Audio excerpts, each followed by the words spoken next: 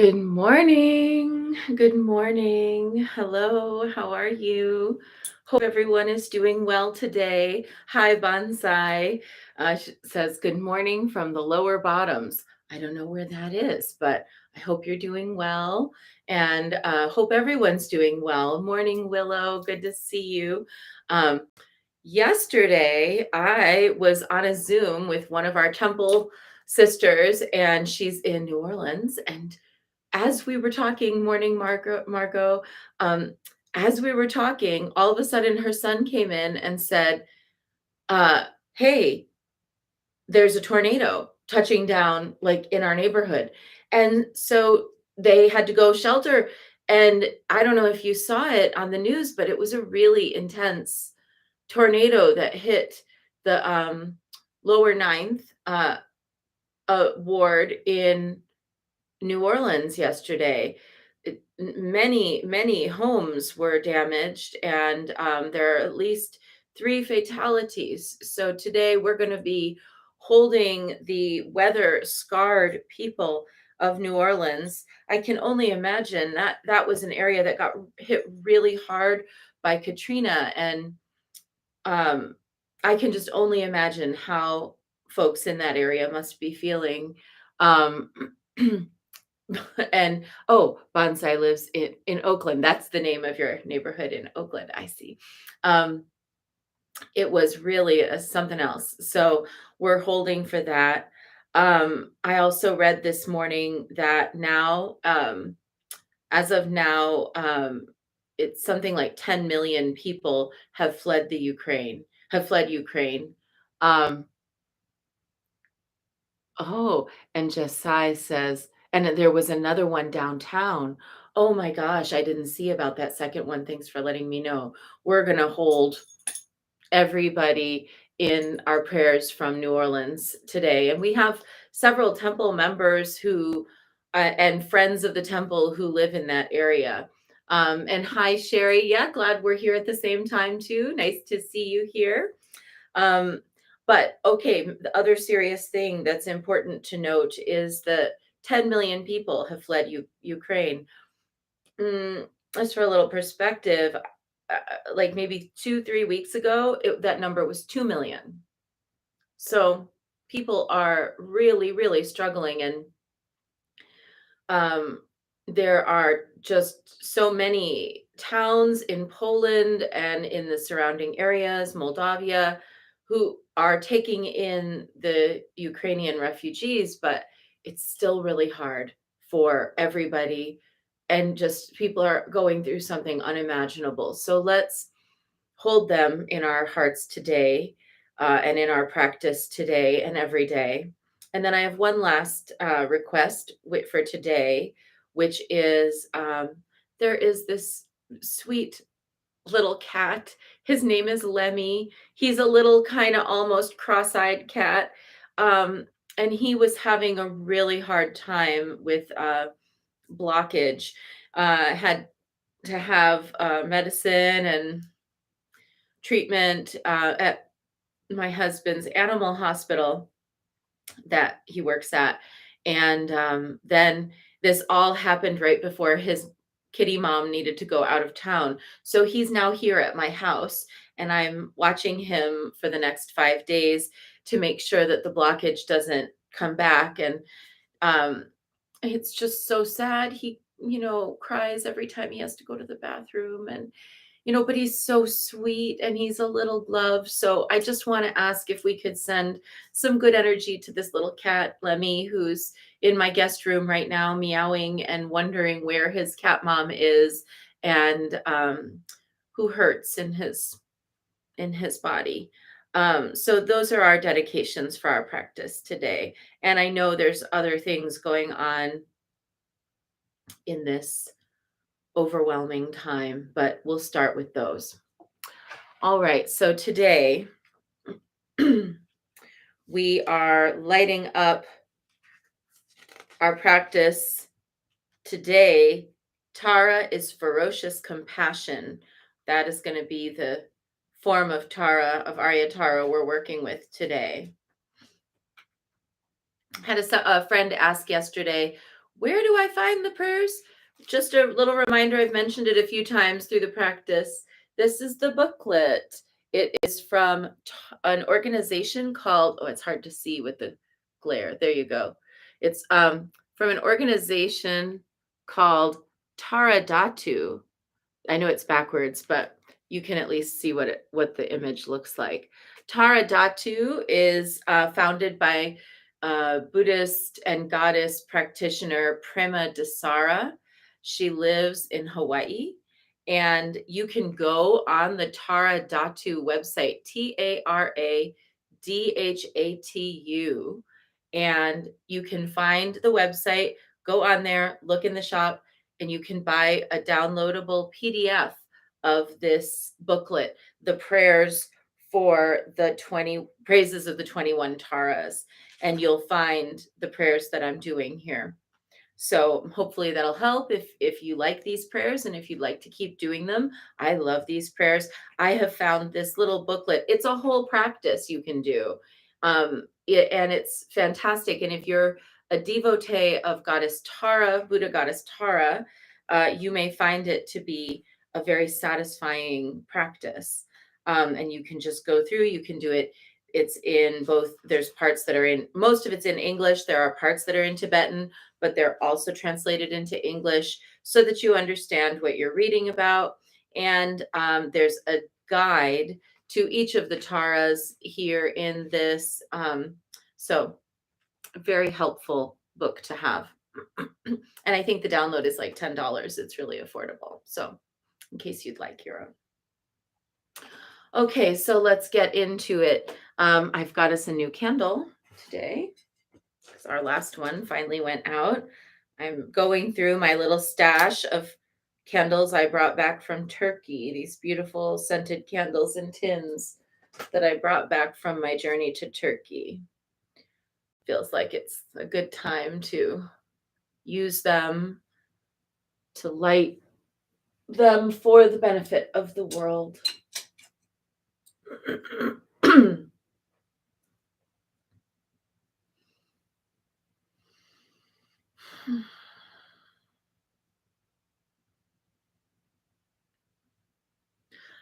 I am here to manifest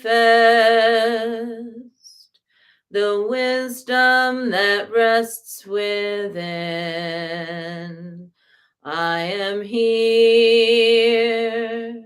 to radiate my loving compassion into the world. I am here to gather the skill and the power to bless and empower all. I am here to manifest the wisdom that rests within. I am here to radiate my loving compassion into the world. I am here to gather the skill and the power to bless and empower all. I am here to manifest the wisdom that rests within. I am here to radiate my loving compassion into the world. I am here to gather the skill and the power to bless and empower all.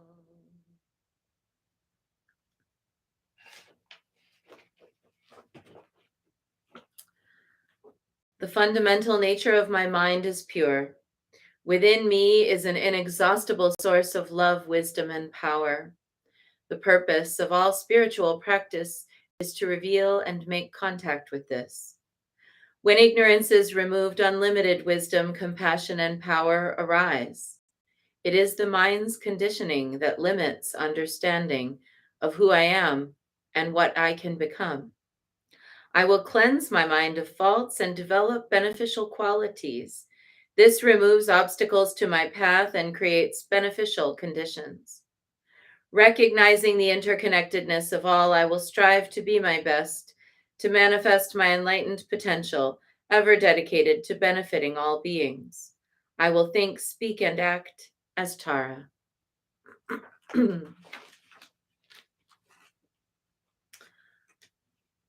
This manifestation of Tara.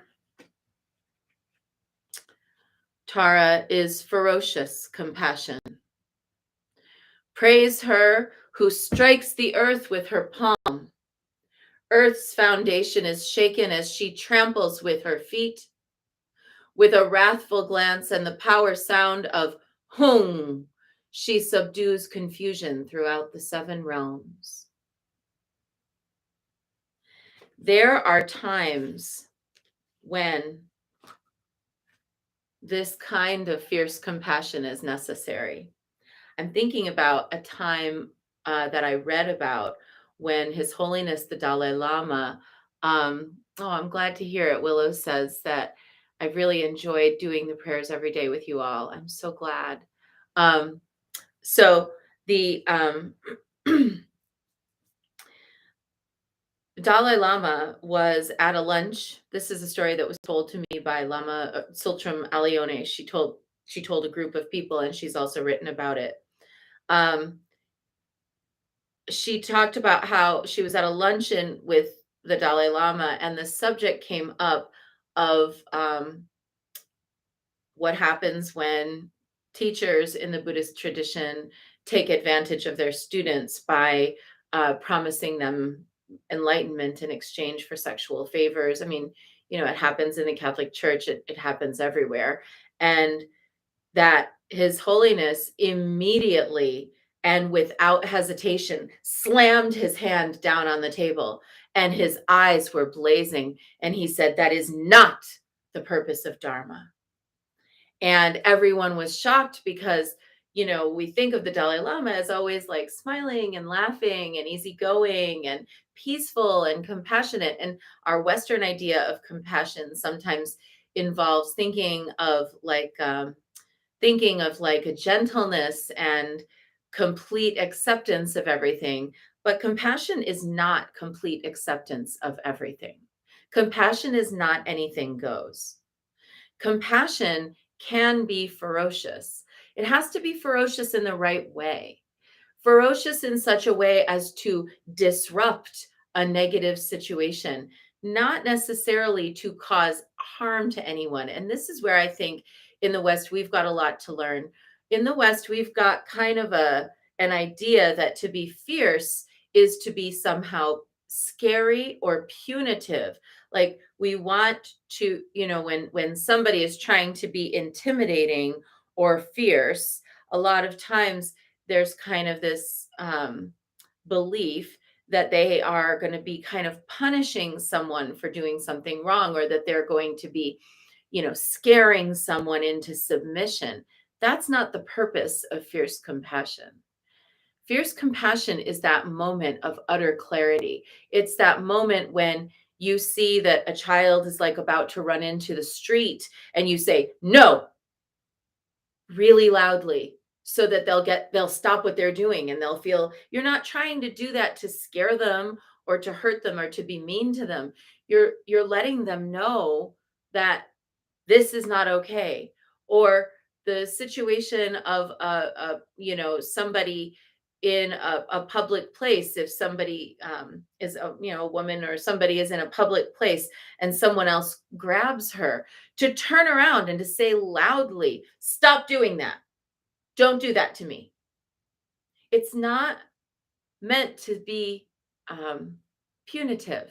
It's meant to be disruptive, and to disrupt that moment, that behavior, and to therefore truncate the potential of negative karmas playing themselves out. So you don't do this because you want to hurt someone. You would never raise your voice because you want to hurt someone. You never raise your voice because you're just feeling like you need to make sure that somebody else knows you're angry. That's not fierce compassion. Fierce compassion is like, it's like ripping the band-aid off. It's like letting the hammer drop on something that needs to be drilled down. It's quick clarity. And yes, I'll put the link to this website in the comments after practice. Um, thank you for asking. So when we are going through our day today, let's kind of think about those moments where maybe just saying a clear, decisive no without feeling the need to explain it might be useful, or where it might be a time of, confusion and chaos, and we have to just sort of take charge and make a decision, or where maybe there's something going on that's been bothering us and we feel like it's getting worse, and we have to speak to it, and we have to say very clearly, I don't feel comfortable with this. That is fierce compassion. Sometimes it is like that syllable we talked about a couple weeks ago, that syllable pit that cuts through obscuration. And so when you're doing your practice, you're cutting through that obscuration. Hit, hit. You're not doing it to hurt anyone. Let's draw our card and see what else we have to talk about today. So, in the spirit of sharing our sources, we are working with the Buddha Wisdom Shakti Power Oracle this month. This is the oracle by Laura Shanti. It's a collection of Tanka style paintings that she's done that depict Buddhist and some Hindu deities. And you can find Laura Shanti. She spells her last name Santi, not with an H, just Santi. You can find, she has a shop on Etsy. She has some beautiful work and prints available of her work. Strongly recommend that we support our Dharma artists. They are working in very classical paradigms that have been preserved for generations. Oh, this is a beautiful card. Oh my gosh. Snow-capped mountains. It's card number 15, a devotee offering the gift of song. Your skills are the gifts you can share with others. So I'll show you. It shows this person playing the lute. We've had this lute come up a couple of times there. Hope you can see there are this sort of clouds and mountains, and then down below the devotee playing the lute. You can have a look here on YouTube too. It's a very pretty card. The devotee offering a song of devotion. Let's see what Laura has to say on this subject.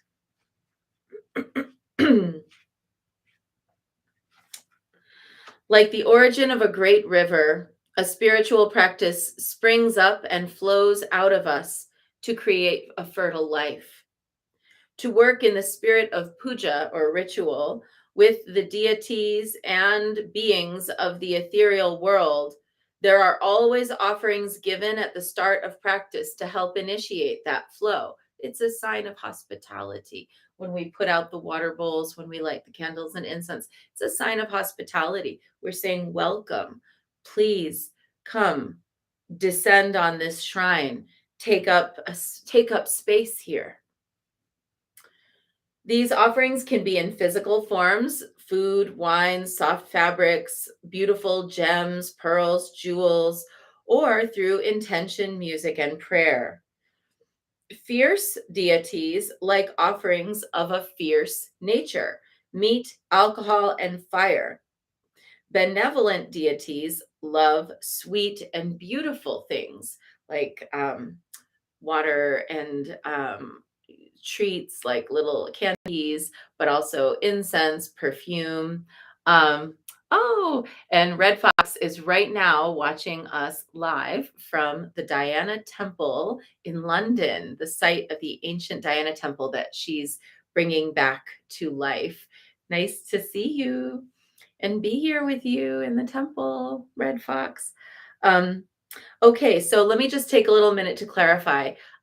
Fierce deities and benevolent deities, they're all benevolent. Even the fierce ones are benevolent. Remember that. When we talk about wrathful and peaceful deities in Buddhist tradition, we're not actually talking about wrathful deities like devils and mean spirited, causing harm deities. That's not what we're talking about. Wrathful deities who are the ones who are like, I am going to put this obstacle in your way so that you will not go in the wrong direction. And it is because I love you that I'm doing this so that you will not hurt yourself.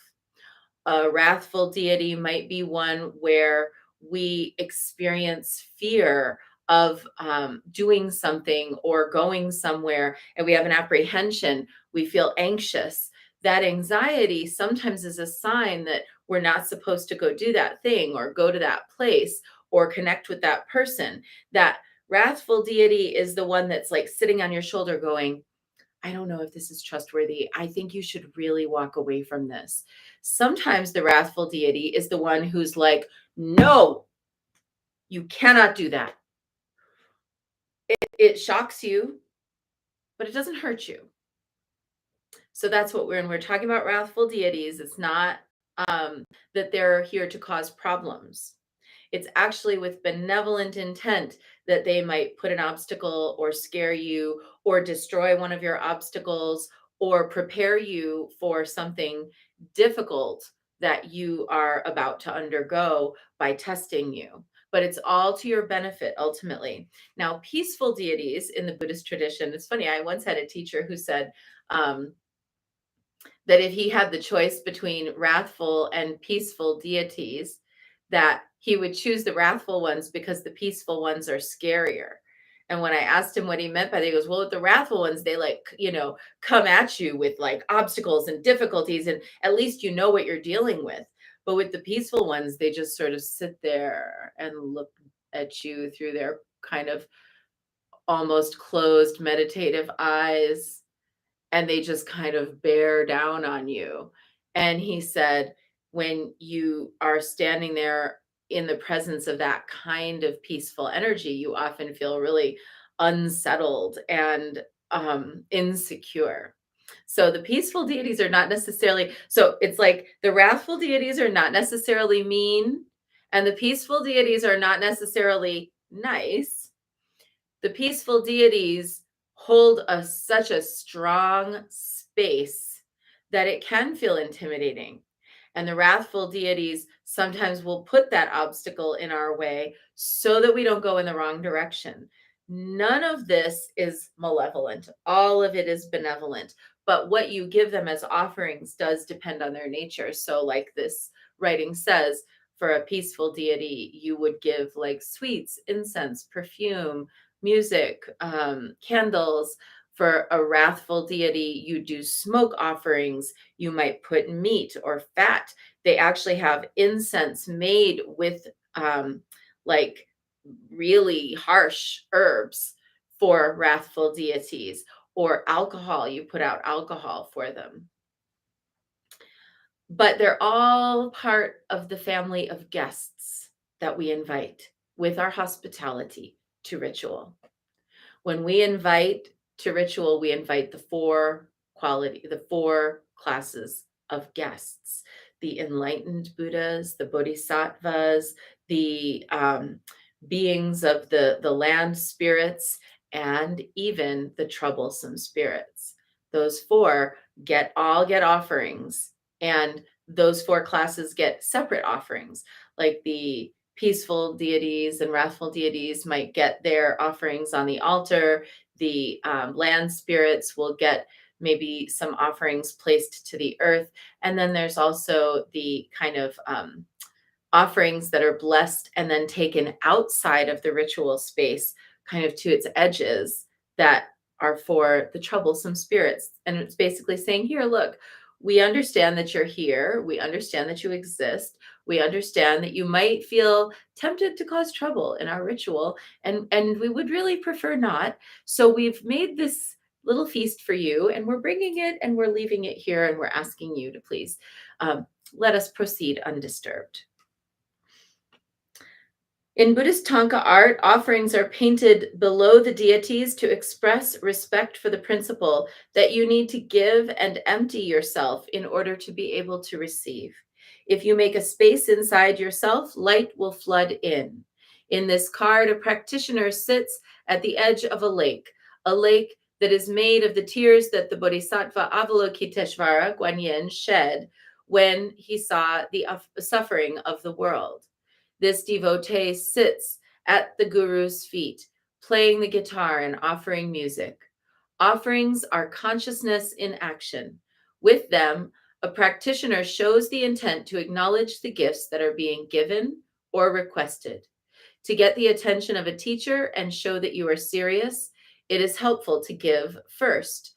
Just like in greeting a person you might hope to establish a relationship with, if you give even a little thing, just like saying hello with a smile, or if you bring a little gift, it will help to open the other person's heart and their tenderheartedness. The word in Tibetan for that is sewa.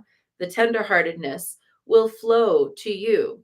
Rather than sitting and expecting the world to give to us, it's always best to be a generous giver first. You will get more of a response this way. So today, let's really focus on our altars and our offerings. Let's make really conscious, loving offerings today to the beings that are with us walking this journey of life, and those beings that benefit us. They benefit us in countless ways through their presence, their action, their compassion, their guidance, and even the obstacle miracles they occasionally put in our path to ensure that we don't go the wrong way. So that's our short bit for today, if that's what you were here for. And now let's dive into our practice. We're going to start with 3 prostrations before the shrine of Guanyin.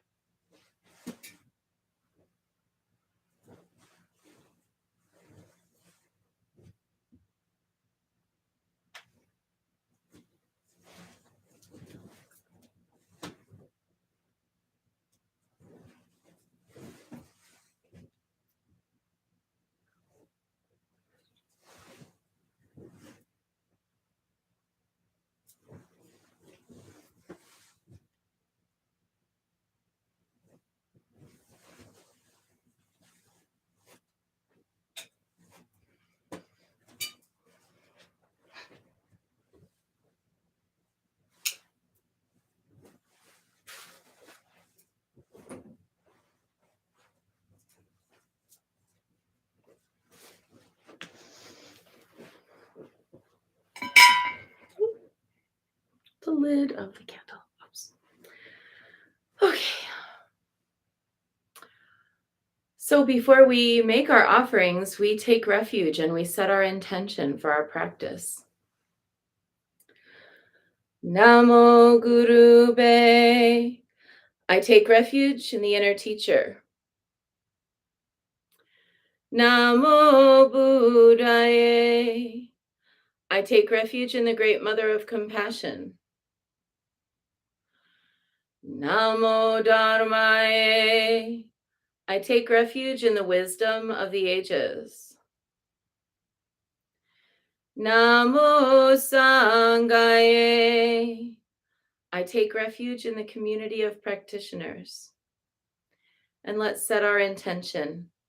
A person, place, situation, or circumstance that will benefit from today's practice. And today we're holding those affected by the tornadoes in New Orleans. We're holding those who are still negative, just millions and millions of people negatively affected by the conflict in Ukraine, as well as little kitty Lemmy, who's having such a hard time, and we want his healing to go smoothly. It would be so great if in the next 5 days his situation would smooth out so that when his kitty mom gets home, she can take the weight of worry off her heart and see a happy, healthy cat.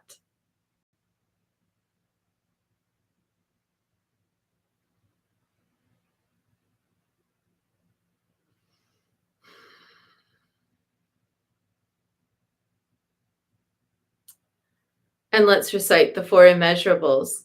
May I be a source of loving kindness in this world and all worlds, bringing a generous heart to all my thoughts and doings.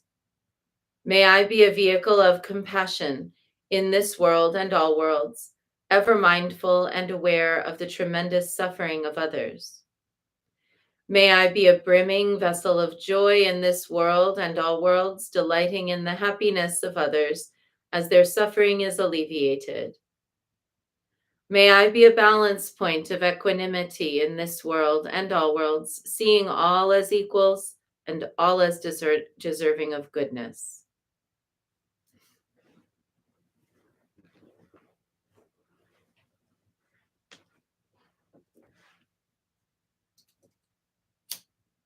I light this candle as a symbol of the enlightening Dharma way. May it shine brightly for the benefit of all beings. I light this incense as an offering for Guan Xiyin, she who hears the cries of the world, mother of all.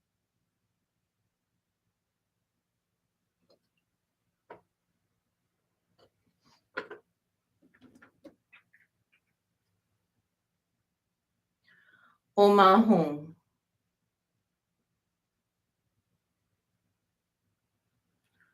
Omahum. Omahum. Omahum.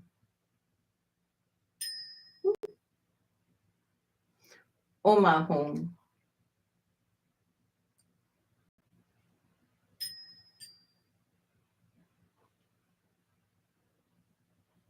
Omahum. Omahum.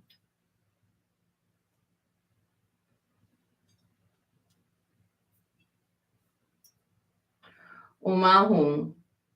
Omahum. Omahum. Omahum. Omahum. Omahum. Omahum. And just a little reminder that these offerings have a symbolic meaning. Argam, Padyam, Pushpe, Dupe, Aloke, Gande, Navidya, and Shabda.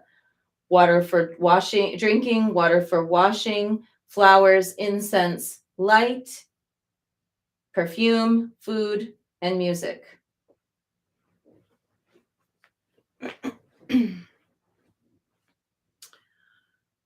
Reverently, I prostrate with my body, speech, and mind and present clouds of every type of offering, actual and virtual. I confess all my destructive actions accumulated since beginningless time and rejoice in the meditation of all holy and ordinary beings. Please, Guanyin, remain until the end of samsaric existence and turn the wheel of Dharma for sentient beings. I dedicate my own merits and those of others to the great enlightenment. And when we say this prayer, we're transforming those water bowl offerings from just being simple water in the bowl to we're mentally transforming them into those offering substances. So now the hosts of beings that accompany Guanyin and Guanyin herself are receiving water for drinking, water for washing, flowers, incense, light, perfume, food, and music. 108 recitations of Namo Guanxi and Pusan as we lift our voices chanting these mantras pave a path of welcome for Guanyin from the world of phenomena directly into our hearts. Namo Guanxi Yin Pusa, Namo Guanxi Yin Pusa, Namo Guanxi Yin Pusa, Namo Guanxi Yin Pusa, Namo Guanxi Yin Pusa, Namo Guanxi Yin Pusa, Namo Guanxi Yin Pusa, Namo Guanxi Yin Pusa. Namo Guanxi Yin Pusa, Namo Guanxi Yin Pusa, Namo Guanxi Yin Pusa, Namo Guanxi Yin Pusa, Namo Guanxi Yin Pusa, Namo Guanxi Yin Pusa, Namo Guanxi Yin Pusa, Namo Guanxi Yin Pusa. Namo Guanxi Yin Pusa, Namo Guanxi Yin Pusa, Namo Guanxi Yin Pusa, Namo Guanxi Yin Pusa, Namo Guanxi Yin Pusa, Namo Guanxi Yin Pusa, Namo Guanxi Yin Pusa, Namo Guanxi Yin Pusa. Namo Guanxi Yin Pusa, Namo Guanxi Yin Pusa, Namo Guanxi Yin Pusa, Namo Guanxi Yin Pusa, Namo Guanxi Yin Pusa, Namo Guanxi Yin Pusa, Namo Guanxi Yin Pusa, Namo Guanxi Yin Pusa. Namo Guanxi Yin Pusa, Namo Guanxi Yin Pusa, Namo Guanxi Yin Pusa, Namo Guanxi Yin Pusa, Namo Guanxi Yin Pusa, Namo Guanxi Yin Pusa, Namo Guanxi Yin Pusa, Namo Guanxi Yin Pusa. Namo Guanxi Yin Pusa, Namo Guanxi Yin Pusa, Namo Guanxi Yin Pusa, Namo Guanxi Yin Pusa, Namo Guanxi Yin Pusa, Namo Guanxi Yin Pusa, Namo Guanxi Yin Pusa, Namo Guanxi Yin Pusa.